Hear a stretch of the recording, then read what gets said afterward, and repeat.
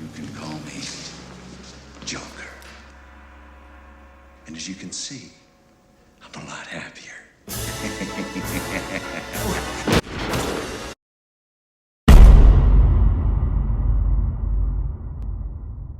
There are few movie roles as sought out as the Joker.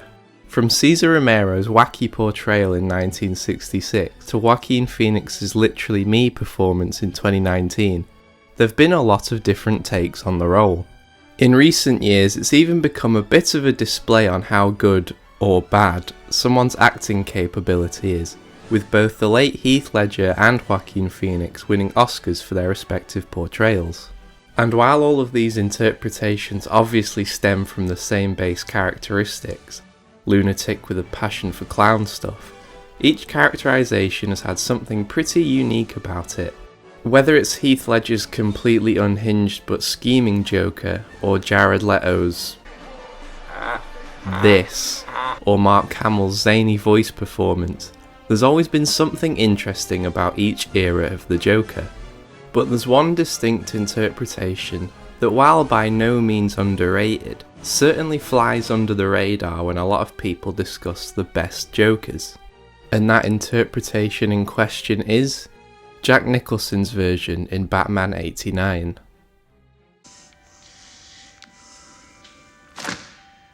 Wait till they get a load of me. Nicholson's Joker did something perfect in terms of characterization that hasn't been done as amazingly before or since, even if there were very distinct similarities in, let's say, Hamill's animated version. And that thing Jack Nicholson's Joker did so perfectly was the combination of a truly clown-like wackiness and a genuinely terrifying craziness. While many Jokers capture one of these elements incredibly successfully, Nicholson's walks down the middle of the two perfectly. His zaniness, while definitely displayed in the performance, is most prominent in the Joker's use of weird toys and gadgets. His use of acid-spurting flowers and guns the size of his leg encapsulate the comic version of the Joker amazingly. Ledger's take on the character was in a much more grounded, realistic universe, and so reflected that with his gadgets being just realistic weapons such as guns, gas, etc. And while Ledger's portrayal is the much better performance in both movies, from a general acting standpoint and the universe that character is in, it doesn't capture that same comic book scariness the illustrated version of the Joker has exuded in his long tenure on those colourful panels. Nicholson's, on the other hand, gave us perhaps the most comic accurate live action depiction ever, and was done so masterfully. Now sure, his vibrant costume, incessant use of ridiculous weapons, and his groove out to a cheesy Prince song are likely to demean my point about scariness at first. As I said, Nicholson isn't that planning, terrifying lunatic we saw in The Dark Knight, but he isn't supposed to be. He's an outright unhinged madman who uses his, well, jokes to disturb those around him. An acid-spitting flower on his lapel? Absolutely ridiculous. That is, until you remember the context of him using said flower to horrifically deform his girlfriend and to try and do the same to Vicky Vale. An electric hand buzzer? A silly practical joke that kids use, except here we have a man using it to slowly melt a man's skin off until he's nothing but a charred skeleton surrounded by smoke. Even the way his etched-in smile peers through the cartoonish skin tone makeup he applies over his bleached skin feels straight out of one of the comics. Once again, a rather campy, outright silly concept is twisted into such a disturbing manner, which in turn captures the essence of the Joker perfectly.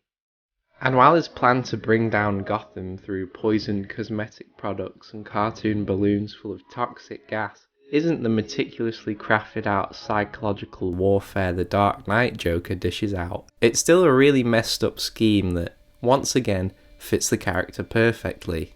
Attempting to kill everyone in Gotham, first by turning them into laughing freaks who cackle themselves to death, and then by gassing everyone at a parade, all simply because he wants to, is truly horrifying. And that's the other thing about Nicholson's portrayal. He's not just scary because of his twisted use of goofy toys, it's his unpredictability and genuinely completely unhinged demeanour that makes him so chilling. He gets genuine euphoria from murdering people in all these crazy ways, more so than any of the other live action interpretations, singing and dancing while he senselessly murders the two mobsters, and cracking a joke before maniacally laughing when he thinks he's ended Bruce Wayne. Never rub another man's rhubarb.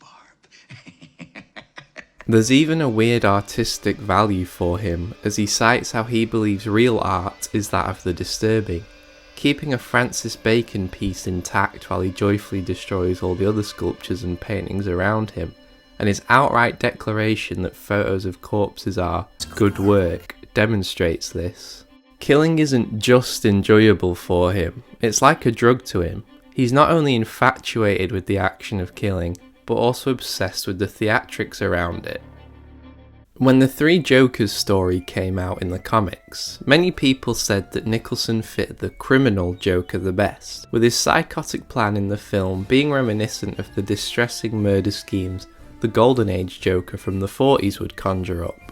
Now, while I do certainly think that's a fair assessment, I think it's important to recognise that perfect middle ground Nicholson's Joker found between all the ages of the comics. Yes, he announces his scheme on television and has a well-crafted but demented plan to murder hundreds like the Golden Age Joker, but he also has an array of pranks reminiscent of the Silver Age and Cesar Romero Jokers, with the chattering teeth he spits out in the finale not serving any purpose apart from throwing Batman off because of how ludicrous it is.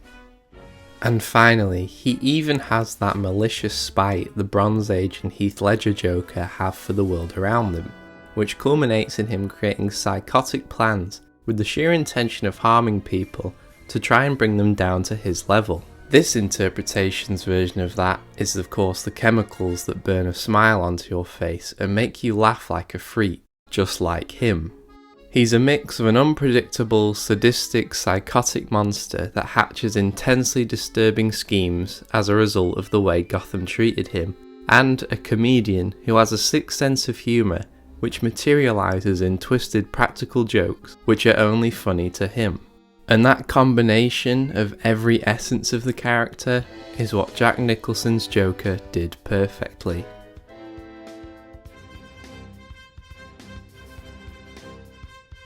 Thank you all so much for watching this shorter, more talkative video and helping this channel grow to the point where I can consistently share all my esoteric interests and analysis with a wider group of people. It's really nice to know that there are people out there genuinely interested in what I have to say. If you'd like early access to any of my videos in the future, alongside a bunch of other exclusive perks, then I do have a Patreon that I'll link in the description. So if you are interested, and only if you are genuinely interested, you can check that out. Also, if you're interested in any written articles about music and film, which are a bit more long form but still similar to my videos, then you can also access my online magazine in the description below. So once again, thank you so much for watching, and stay tuned for more.